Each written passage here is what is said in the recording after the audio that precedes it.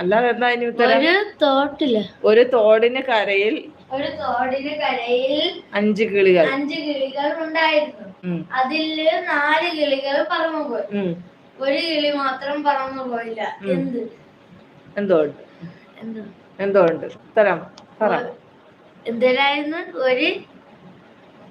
ബസ്സിലെ കിളി ആണോ ഓസ്കർ ബ്രോ എന്ന് ചോദിക്കുന്നു. അമ്മ എന്തിനായിരുന്നു ബസ്?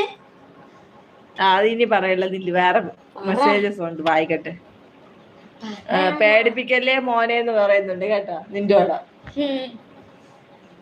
ബസ്സിലെ കിളിയാണോ അസ്കർ ബ്രോ എന്ന് ചോദിക്കുന്നു. അസ്കർ ബ്രോയെ കാണാനില്ല. അസ്കർ ബ്രോ ലൈവിൽ വരൂ, ഉത്തരം പറയൂ. ഇനി ഞാൻ സൈലന്റ് വാച്ചിങ് നേരത്തെ ഇത് പറഞ്ഞാണ്, ചോദ്യങ്ങൾ ചോദിച്ച് സൈലന്റ് വാച്ചിങ് ചെയ്യുന്ന ആളിന് കപ്പ് കൊടുത്ത് നമ്മളെ ലൈവിൽ നിർത്തിയേക്കാണ്. ഇതേണക്കാണ് ഗിരിജയുടെ ലൈവ് കയറുമ്പോ ഞാൻ പറയും ഞാൻ ഇനി ഇത്തിരി ബിസിയാണ്, കിച്ചൺ ഡ്യൂട്ടിയാണ്, ഞാൻ മിണ്ടാതിരുന്ന് കേൾക്കുന്നുണ്ടെന്ന് പറയും.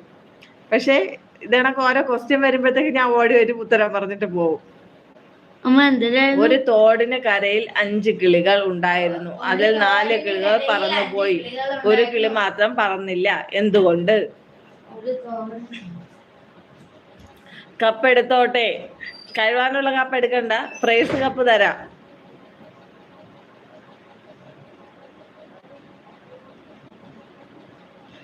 ഈ അപ്പൂസിനെ കൊണ്ട് തോറ്റു. അപ്പൊ അതാണല്ലേ ഉത്തരം, അത് ബസ്സിലെ കിളിയായിരുന്നു എന്ന്.